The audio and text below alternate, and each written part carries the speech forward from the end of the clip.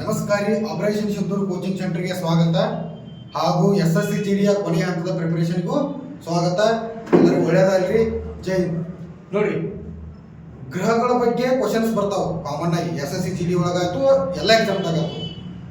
ಗ್ರಹಗಳ ಬಗ್ಗೆ ಒಂದು ಕ್ವಶನ್ ಫಿಕ್ಸ್ ಇರುತ್ತೆ. ಸೊ ಗ್ರಹಗಳ ಬಗ್ಗೆ ಸ್ವಲ್ಪ ತಿಳ್ಕೊರಿ. ಪ್ರತಿಯೊಂದು ಗ್ರಹಗಳ ಬಗ್ಗೆನೂ ಎಕ್ಸ್ಪ್ಲೇಷನ್ ಮಾಡ್ತಾನೋ. ವಿಡಿಯೋ ಸ್ಕಿಪ್ ಮಾಡಲಾರ್ದ ಕಂಟಿನ್ಯೂಸ್ ಪೂರ್ತಿ ವಿಡಿಯೋ ನೋಡ್ರಿ. 1 ಮಾರ್ಕ್ಸ್ ನಿಮಗೆ ಗ್ಯಾರಂಟಿ ಬರುತ್ತೆ ಜಿಕೆದಾಗ. ಸೊ ಅದರ ಸಂಬಂಧ ಪ್ರತಿಯೊಂದು ಗ್ರಹ ಬಗ್ಗೆ ಬ್ರೀಫ್ ಆಗಿ ಹೇಳ್ತಾನು. 1 ಮಾರ್ಕ್ಸ್ ಅಂತೂ ಗಚ್ಚಿರ್ತೈತಿ ನೋಡ್ರಿ. ಫಸ್ಟ್ ಪೈಲ ಬರ್ತಕ್ಕಂಥ ಗ್ರಹ ಯಾವುದು? ಯಾವ್ದ್ರಿ? ಬುಧ ಗ್ರಹ. ಈ ಬುಧ ಗ್ರಹದ ಬಗ್ಗೆ ಒಂದು ಸ್ವಲ್ಪ ತಿಳ್ಕೊರಿ. 1 ಪಾಯಿಂಟ್ಸ್ ಏನಪ್ಪ ಅಂತಂದ್ರೆ, ಇದು ಸೂರ್ಯ ಸಮೀಪವಿರ್ತಕ್ಕಂಥ ಗ್ರಹ ರೀ. ಸೂರ್ಯನಿಗೆ ಸಮೀಪವಿರುವ ಗ್ರಹ ಯಾವುದು? ಬುಧ ಗ್ರಹ. ಮತ್ತು ಸೌರಮಂಡಲದ ಅತಿ ಚಿಕ್ಕ ಗ್ರಹ. ಸೌರಮಂಡಲದ ಅತಿ ಚಿಕ್ಕ ಗ್ರಹ ಬುಧ ಗ್ರಹ. ಮೇನ್ ಪಾಯಿಂಟ್ ಸರಿಯಾಗಿ, ಅತಿ ಚಿಕ್ಕ ಗ್ರಹ ಬುಧ ಗ್ರಹ, ಸೂರ್ಯನಿಗೆ ಸಮೀಪವಿರ್ತಕ್ಕಂಥ ಗ್ರಹ ಬುಧ ಗ್ರಹ. ನೆಕ್ಸ್ಟ್ ಇನ್ನೊಂದು ಪಾಯಿಂಟ್ ಇದ್ರ ಬಗ್ಗೆ ಏನಪ್ಪಾ ಅಂದ್ರೆ, ಪರಿಭ್ರಮಣ. ಅತಿ ವೇಗವಾದ ಪರಿಭ್ರಮಣ ಅಥವಾ ಅತಿ ವೇಗವಾಗಿ ಏನ್ ಮಾಡಂದ್ರೆ ಸೂರ್ಯನ ಸುತ್ತುತ್ತದೆ. ಪರಿಭ್ರಮಣ ಅಂದ್ರೆ ಅರ್ಥ ಏನಂದ್ರೆ, ಇದು ಸೂರ್ಯ ಅರ್ಥನ್ರಿ, ಇದ ಒಂದು ಬುಧ ಗ್ರಹ ಅನ್ಕೋರಿ. ಸೂರ್ಯನ ಸುತ್ತ ಹಿಂಗ್ ಸುತ್ತದ್ರಿ. ಈ ತರ ಸೂರ್ಯನ ಸುತ್ತ ಅತಿ ವೇಗವಾಗಿ ಸುತ್ತಕ್ಕಂಥ ಗ್ರಹ ಯಾವಪ್ಪ ಅಂತಂದ್ರ ಬುಧ ಗ್ರಹ. ಅತಿ ಹೆಚ್ಚು ಪರಿಭ್ರಮಣ, ಅತಿ ಕಡಿಮೆ ಪರಿಭ್ರಮಣ ಅವಧಿ ಹೊಂದಿರತಕ್ಕಂಥ ಗ್ರಹ. ಅತಿ ಕಡಿಮೆ ಪರಿಭ್ರಮಣ ಅವಧಿ ಹೊಂದಿರೋ ಗ್ರಹ ಯಾವ್ದ್ರಿ? ಬುಧ ಗ್ರಹ. ನೆಕ್ಸ್ಟ್ ಬುಧ ಗ್ರಹ ಆಯ್ತು. ನೆಕ್ಸ್ಟ್ ಗ್ರಹ ತಗೊಂಡ್ರಿ. ಬುಧ ಆದ್ಮೇಲೆ ಬರ್ತಕ್ಕಂಥ ಗ್ರಹ ಯಾವ್ದ್ರಿ? ಶುಕ್ರ ಗ್ರಹ. ಶುಕ್ರ ಗ್ರಹದ ಬಗ್ಗೆ ಸುತ್ತು. ಶುಕ್ರ ಗ್ರಹ ಏನಪ್ಪಾ ಅಂತಂದ್ರ, ಇದು ಭೂಮಿಯ ಅವಳಿ ಗ್ರಹ ಅಂತ ಹೇಳ್ತಾರೆ. ಇದು ಭೂಮಿಯ ಅವಳಿ ಗ್ರಹ. ಭೂಮಿಯ ಅವಳಿ ಗ್ರಹ ಅಂತ ಕರೀತಾರು. ಇದಕ್ಕೆ ಇನ್ನೊಂದು ಏನಂತಂದ್ರ, ಮುಂಜಾನೆಯ ನಕ್ಷತ್ರ ಅಂತ ಕರೀತಾರು. ಆಮೇಲೆ ಬೆಳ್ಳಿ ಚುಕ್ಕಿ ಅಂತ ಕರೀತಾರು. ಸಂಜೆಯ ನಕ್ಷತ್ರ ಅಂತ ಕರೀತಾರು. ರೈತನ ಚುಕ್ಕಿ ಅಂತ ಕರೀತಾರು. ಬೆಳ್ಳಿ ಚುಕ್ಕಿ ಅಂತ ಕರೀತಾರು. ಯಾವ್ದು? ಶುಕ್ರ ಗ್ರಹಕ್ಕೆ ಏನ್ರಿ? ಮುಂಜಾನೆ ನಕ್ಷತ್ರ, ಸಂಜೆಯ ನಕ್ಷತ್ರ, ಬೆಳ್ಳಿ ಚುಕ್ಕಿ, ರೈತನ ಚುಕ್ಕಿ, ಅತಿ ಪ್ರಕಾಶಮಾನವಾದ ಗ್ರಹ ರೀ ಇದು. ಇನ್ನೊಂದು ಎಕ್ಸಾಂಪಲ್ ಏನ್ ಕೇಳ್ತಾರೋ, ಅತಿ ಪ್ರಕಾಶಮಾನವಾದ ಗ್ರಹ ಯಾವುದು ಅಂದ್ರೆ ಶುಕ್ರ ಗ್ರಹ. ಅತಿ ಪ್ರಕಾಶಮಾನವಾದ ಗ್ರಹ.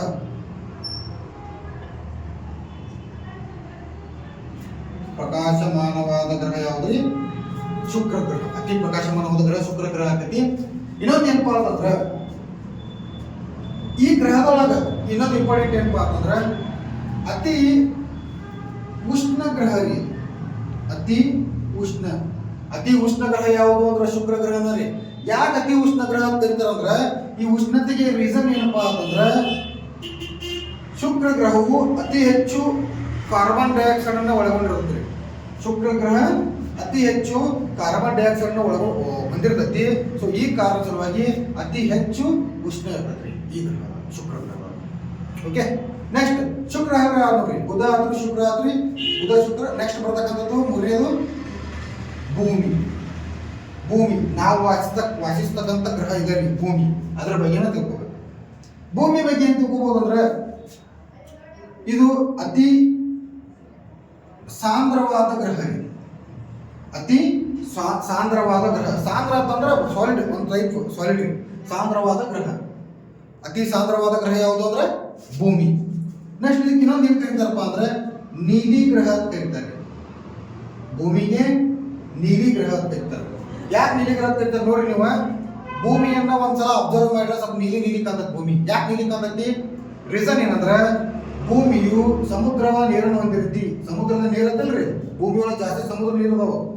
ಭೂಮಿ ಅಂದ್ರೆ ಭೂ ಪ್ರದೇಶ ಕಡಿಮೆ ಐತಿ, ಸಮುದ್ರ ಜಾಸ್ತಿ ಐತಿ ಭೂಮಿ ಮೇಲೆ. ಸೊ ಅದಕ್ಕೆ ನೀಲಿ ಯಾಕೆ ಕಾಣ್ತೈತಿ? ಸಮುದ್ರ ನೀರು ನೀಲಿ ಇರ್ತೈತ್ರಿ. ಸೊ ಇದು ಭೂಮಿ ಮೇಲೆ ಜಾಸ್ತಿ ಪ್ರಮಾಣ ನೀರು ಇರೋದ್ರಿಂದ ಇದಕ್ಕೆ ಭೂಮಿಗೆ ಇನ್ನೊಂದು ಹೆಸರು ಐತಿ, ಜಲಾವೃತ ಗ್ರಹ ಅಂತ ಕರೀತಾರೆ.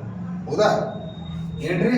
ನೀಲಿ ಗ್ರಹ, ಜಲಾವೃತ ಗ್ರಹ ಮತ್ತು ಸಾಂದ್ರವಾದ ಗ್ರಹ ಮತ್ತು ಜೀವಿಗಳುಳ್ಳ ಗ್ರಹ. ಈ ಬೇರೆ ಗ್ರಹದಾಗ ಅದು ಜೀವಿಗಳು ಇಲ್ರಿ, ವಾಸ ಮಾಡಕ್ಕಲ್ಲಿ ಅಷ್ಟು ವಾತಾವರಣ ಇಲ್ಲ. ಬಟ್ ವಾತಾವರಣವನ್ನು ಹೊಂದಿರತಕ್ಕಂಥ ಗ್ರಹ ಇದು ಭೂಮಿ, ಜೀವಿಗಳನ್ನ ಹೊಂದಿರತಕ್ಕಂಥ ಗ್ರಹ. ನಮ್ಮಲ್ಲಿ ಜೀವಿಗಳು ಬದುಕಬೇಕಾದ್ರೆ ಯಾವ ತರ ವಾತಾವರಣ ಬೇಕಿಲ್ಲ ಆ ವಾತಾವರಣ ನಮ್ಮ ಭೂಮಿ ಒಳಗ ಐತಿ. ನೆಕ್ಸ್ಟ್ ಭೂಮಿಯಾಗ ನೆಕ್ಸ್ಟ್ ಬರ್ತಕ್ಕಂಥ ಗ್ರಹ ಯಾವ್ದ್ರಿ? ಮಂಗಳ ಗ್ರಹ. ಈ ಮಂಗಳ ಗ್ರಹದ ಬಗ್ಗೆ ಸ್ವಲ್ಪ ತಿಳ್ಕೊಂಡು, ಮಂಗಳ ಗ್ರಹ ಏನಪ್ಪಾ ಅಂದ್ರೆ ಇದಕ್ಕೊಂದು ಬಿರುದೈತ್ರಿ, ಕೆಂಪು ಗ್ರಹ ಅಂತ ಕರೀತಾರೆ. ಮಂಗಳ ಗ್ರಹದ ಕೆಂಪು ಗ್ರಹ ಅಂತ ಕರೀತಾರೋ. ಇನ್ನೊಂದು ಕುಜ ಗ್ರಹ ಅಂತ ಕರೀತಾರೋ. ಇನ್ನೊಂದು ಅಂಗಾರಕ ಅಂತ ಕರೀತಾರೆ. ಯಾವ್ರಿ? ಕೆಂಪು ಗ್ರಹ, ಕುಜ ಗ್ರಹ, ಅಂಗಾರಕ ಗ್ರಹ. ಯಾವುದಕ್ಕ? ಮಂಗಳ ಗ್ರಹ. ಈ ಮಂಗಳ ಗ್ರಹ ಈ ಕೆಂಪಾಗಿರಲು ರೀಸನ್ ಐತ್ರಿ. ಮಂಗಳ ಗ್ರಹ ಯಾಕೆ ಕೆಂಪತ್ತಿ ಅಂತಂದ್ರ ಇಲ್ಲಿ ಕಬ್ಬಿಣದ ಆಕ್ಸೈಡ್ ಪ್ರಮಾಣ ಜಾಸ್ತಿ ಐತ್ರಿ. ಕಬ್ಬಿಣದ ಆಕ್ಸೈಡ್ ನೋಡ್ರಿ, ಈ ಕಬ್ಬಿಣದ ಆಕ್ಸೈಡ್ ಅಥವಾ ಕಬ್ಬಿನಾಂಶ ಯಾವ ವಸ್ತು ಒಳಗಿರ್ತದೆ ನೋಡ್ರಿ, ಆ ವಸ್ತು ಯಾವಾಗಲೂ ಅದ್ರ ಕಲರ್ ಕೆಂಪಾಗಿರ್ತೈತಿ. ಫಾರ್ ಎಕ್ಸಾಂಪಲ್ ಈಗ ನಾವು ನೋಡಿದ್ದೀವಿ ಕೆಂಪು ಮಣ್ಣಾಗ ಏನಿರುತ್ತೆ? ಕಬ್ಬಿಣದ ಆಕ್ಸೈಡ್ ಮತ್ತು ಕಬ್ಬಿನಾಂಶ ಇರುತ್ತೆ. ಕಬ್ಬಿನಾಂಶ ಯಾವ ವಸ್ತು ಒಳಗಿರುತ್ತೆ ನೋಡ್ರಿ, ಅದ್ರ ಕಲರ್ ಯಾವಾಗಲೂ ರೆಡ್ ಆಗಿರ್ತೈತಿ. ಫಾರ್ ಎಕ್ಸಾಂಪಲ್ ಈ ಕೆಂಪು ಮಣ್ಣು ಅನ್ಬೋದು, ಅಲ್ಲಿಯೂ ಕಬ್ಬಿಣದ ಆಕ್ಸೈಡ್ ಇರ್ತೈತಿ ಕೆಂಪು ಮಣ್ಣಾಗ. ಇನ್ನೊಂದು ನಮ್ಮ ಬ್ಲಡ್, ಇಲ್ಲೂ ಕಬ್ಬಿಣದ ಅಂಶ ಐತಿಲ್ರಿ ಬ್ಲಡ್ನಾಗೂ, ಅದಕ್ಕೆ ಅದು ಕೆಂಪು ಐತಿ. ಹೌದ್ರೆ ಈ ರೀತಿ ಕೆಂಪು ಕಲರ್ ಏನು ಬರ್ತಾವಲ್ಲ ಅಲ್ಲಿ ಕಬ್ಬಿಣದ ಆಕ್ಸೈಡ್ ಇರ್ತೈತಿ. ಏನಾದ್ರು ನಿಮ್ಗೆ ಎಕ್ಸಾಮ್ದಾಗ ಕ್ವಶನ್ ಕೇಳಿದ್ರೆ ಆನ್ಸರ್ ಕರೆಕ್ಟಾಗಿ ಮಾಡಬೇಕು. ಹೌದಾ? ಮಂಗಳ ಗ್ರಹ ಏನ್ರಿ? ಕೆಂಪು ಗ್ರಹ, ಕುಜ ಗ್ರಹ, ಅಂಗಾರಕ ಗ್ರಹ ಅಂತ ಕರೀತಾರೋ. ಇದು ಕೆಂಪು ಯಾಕೈತಿ ಅಂತಂದ್ರೆ ಇದು ಈ ಒಂದು ಗ್ರಹ ಕಬ್ಬಿಣದ ಆಕ್ಸೈಡ್ ಪ್ರಮಾಣವನ್ನ ಜಾಸ್ತಿ ಹೊಂದೈತಿ. ಸೊ ಇದಕ್ಕೆ ನಾವೇನ್ ಮಾಡ್ತೀವಿ? ಕೆಂಪು ಗ್ರಹ ಅಂತ ಕರಿತೀವಿ. ನೋಡ್ರಿ ಗುರು ಗ್ರಹ. ನೋಡ್ರಿ ಈ ಗುರು ಗ್ರಹದ ಬಗ್ಗೆ ಸ್ವಲ್ಪ ತಿಳ್ಕೊಂಡು, ಇದು ಸೌರವ್ಯೂಹದ ಅತಿ ದೊಡ್ಡ ಗ್ರಹ ರೀ. ಅತಿ ದೊಡ್ಡ ಗ್ರಹ ಸೌರವ್ಯೂಹದ ಅತಿ ದೊಡ್ಡ ಗ್ರಹ ಗುರು ಗ್ರಹ. ಅತಿ ಚಿಕ್ಕದ ಯಾವ್ದಲ್ರಿ? ಅತಿ ಚಿಕ್ಕದ ಯಾವುದು? ಬುಧ. ಅತಿ ದೊಡ್ಡದು ಗುರು. ಭೂಮಿ ಮತ್ತು ಭೂಮಿ ಬಗ್ಗೆ ಹೇಳ್ರಿ ಅಂದ್ರೆ ಭೂಮಿ 5ನೇ ಅತಿ ದೊಡ್ಡ ಗ್ರಹ. ಗುರು ಅತಿ ದೊಡ್ಡ ಗ್ರಹ, ಬುಧ ಅನ್ನೋದು ಅತಿ ಚಿಕ್ಕ ಗ್ರಹ. ಈ ಗುರು ಗ್ರಹ ಏನಪ್ಪಾ ಅಂದ್ರೆ ಇದರದ ಉಪಗ್ರಹ ಐತಿ. ಗುರು ಗ್ರಹದ ಉಪಗ್ರಹ ಐತಿ. ಅದ್ರ ಹೆಸರು ಏನಪ್ಪಾ ಅಂದ್ರೆ ಗ್ಯಾನಿಮೇಡ್. ಗುರು ಗ್ರಹದ ಉಪಗ್ರಹದ ಪ್ರಮುಖವಾದ ಉಪಗ್ರಹದ ಹೆಸರು ಏನ್ರಿ? ಗ್ಯಾನಿಮೇಡ್. ಈ ಗ್ಯಾನಿಮೇಡ್ ಅಂತಲ್ಲ ರೀ, ಈ ಗ್ಯಾನಿಮೇಡ್ ಉಪಗ್ರಹ ಐತಲ್ಲ ರೀ, ಇದು ಗುರು ಗ್ರಹದ ಉಪಗ್ರಹ. ಈ ಗ್ಯಾನಿಮೇಡ್ ಉಪಗ್ರಹ ಸೌರವ್ಯೂಹದಾಗ ಅತಿ ದೊಡ್ಡ ಉಪಗ್ರಹ ಇದೆ. ಅತಿ ದೊಡ್ಡ ಉಪಗ್ರಹ ನೋಡ್ರಿ, ಅತಿ ದೊಡ್ಡ ಗ್ರಹ ಅಂದ್ರ ಗುರು, ಅತಿ ದೊಡ್ಡ ಉಪಗ್ರಹ ಅಂದ್ರ ಗ್ಯಾನಿಮೇಡ್. ಹೌದ್ರಿ? ನೆಕ್ಸ್ಟ್ ಬರ್ತಕ್ಕಂಥದ್ದು ನೋಡ್ರಿ ಶನಿ ಗ್ರಹ. ನೆಕ್ಸ್ಟ್ ಬರ್ತಕ್ಕಂಥದ್ದು ಈ ಶನಿ ಗ್ರಹ. ಇದ್ರ ಬಗ್ಗೆ ಸ್ವಲ್ಪ ತಿಳ್ಕೊಂಡು, ಶನಿ ಗ್ರಹ ಏನಪ್ಪಾ ಅಂತಂದ್ರೆ ಇದ್ರದ್ದು ಏನು ಫೆಸಿಲಿಟಿಪಾ ಅಂದ್ರೆ ಸೌರವ್ಯೂಹದ ಅತಿ ಸುಂದರವಾದ ಗ್ರಹ. ಅತಿ ಸುಂದರವಾದ ಗ್ರಹ ರೀ. ನಿಮಗತ್ತೆ ಚಂದ ಗ್ರಹ ರೀ, ಸುಂದರ. ಹೌದ್ರಿ? ಅತಿ ಸುಂದರವಾದ ಗ್ರಹ. ಇದು ಎಷ್ಟು ಬಳೆ ಹೊಂದಿತ್ರಿ ಅಂದ್ರೆ ಇದ್ರ ಸುತ್ತ ಬಳೆ ಹೊಂದಿತ್ರಿ. ಯಾವ ರೀತಿ ಗೊತ್ತಂದ್ರಿ? ಈ ರೀತಿ ಹಿಂಗೈತಿ ಇದ ಗ್ರಹ ರೀ. ಇದ್ರ ಸುತ್ತ ಈ ರೀತಿ ಬಳೆಯನ್ನು ಹೊಂದಿತ್ರಿ.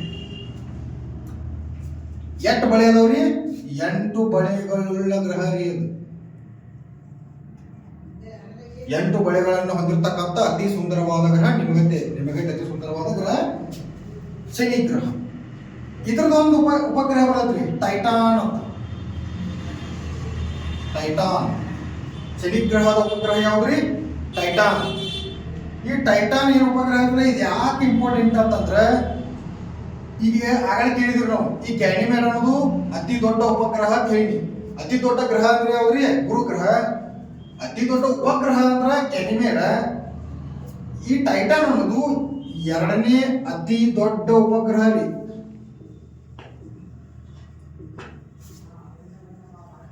ಈ ಗ್ಯಾನಿಮೇಡ್ ಅನ್ನೋದು ಎರಡನೇ ಅತಿ ದೊಡ್ಡ ಉಪಗ್ರಹ. ಸೊ ಅದಕ್ಕೆ ಇಂಪಾರ್ಟೆಂಟ್ ಇದೆ, ಹೌದ್ರಾ? ನೆಕ್ಸ್ಟ್ ಗುರುಗ್ರಹ ಆಯ್ತು, ಶನಿ ಆಯ್ತು. ಇನ್ ನೆಕ್ಸ್ಟ್ ಬರ್ತಕ್ಕಂಥದ್ದು ಯುರೇನಸ್.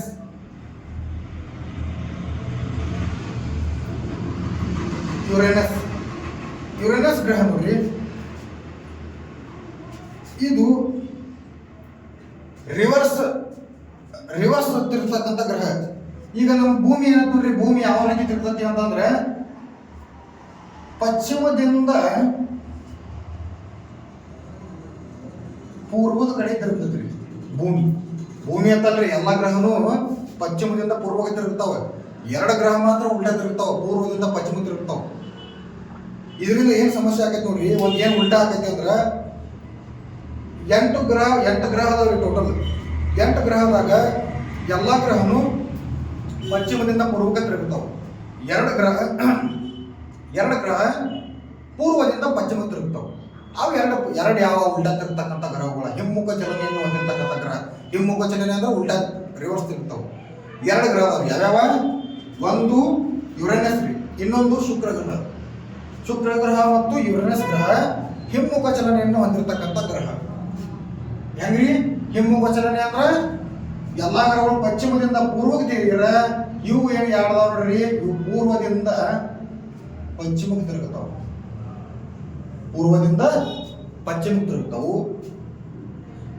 ಈ ಪಶ್ಚಿಮದಿಂದ ಪೂರ್ವಕ್ಕೆ ತಿರುಗತಕ್ಕಂಥ ಯಾವ್ಯಾವ ಎಲ್ಲ ಗ್ರಹಗಳಿದಾವ್ರಿ. ಇದ್ರಾಗ ಸೂರ್ಯ ಪೂರ್ವಕ್ಕೆ ಉದಯಿಸ್ತಾನು,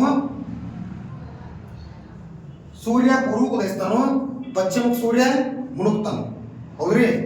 ಯಾವ್ದ್ರಿ? ಫಾರ್ ಎಕ್ಸಾಂಪಲ್ ನಮ್ಮ ಭೂಮಿ, ನಮ್ಮ ಸೂರ್ಯ ಯಾವ್ದಕ್ಕೆ ಕೊಡ್ತಾನ್ರಿ? ಪೂರ್ವ ಕೊಟ್ಟಿ ಪಶ್ಚಿಮಕ್ಕೆ ಮುಣುಗ್ತಾನ. ಎಲ್ಲಾ ಗ್ರಹದಾಗ ಇದೇ ಸೇಮ್ ಆಗೈತಿ. 2 ಗ್ರಹದಾಗ ಉಲ್ಟಾ ಆಗೈತಿ, ಯುರೇನಸ್ ಮತ್ತು ಶುಕ್ರ ಗ್ರಹದಾಗ. ಶುಕ್ರ ಗ್ರಹ ಮತ್ತು ಯುರೇನಸ್ ಗ್ರಹ ಹಿಮ್ಮುಖ ಚಲನೆಯನ್ನು ಹೊಂದಿರ್ತಾವು. ಈ ಹಿಮ್ಮುಖ ಚಲನೆಯನ್ನು ಹೊಂದಿರತಕ್ಕಂಥ ಒಂದೇ ರೀಸನ್ ಸಲುವಾಗಿ ಇವೇನಕ್ಕಾವ ಅಂದ್ರ, ಇಲ್ಲಿ ಏನಾಗೈತಪ್ಪ ಅಂತಂದ್ರೆ ಸೂರ್ಯೋದಯ ಪಶ್ಚಿಮಕ್ಕೆ ಆಕೈತಿ, ಸೂರ್ಯಾಸ್ತ ಪೂರ್ವಕ್ಕೆ ಆಕೈತಿ. ಫಾರ್ ಎಕ್ಸಾಂಪಲ್ ಸೂರ್ಯ ಪಶ್ಚಿಮ ಕೊಡ್ತಾನು, ಪೂರ್ವಕ್ಕೆ ಮುಣುಗ್ತಾನು. ಎಲ್ಲಿ? ಶುಕ್ರ ಗ್ರಹ ಮತ್ತು ಯುರೇನಸ್ ಗ್ರಹ.